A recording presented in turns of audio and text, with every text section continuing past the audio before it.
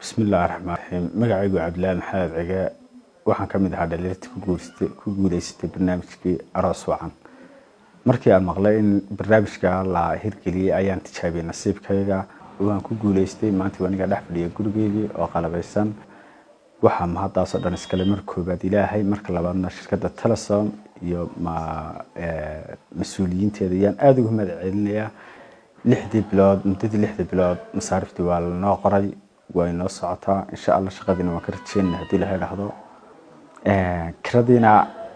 ما شاء الله كردينا ويبحيين بيش كوباد بالول بنا واحد نقول هذا ونكوسر راعينا مصارفتنا نكوسر راعينا هدول هذا هذا العقونا أحسن تعالنا نقول لنا وين نوديبين ما شاء الله أبي مهتسينين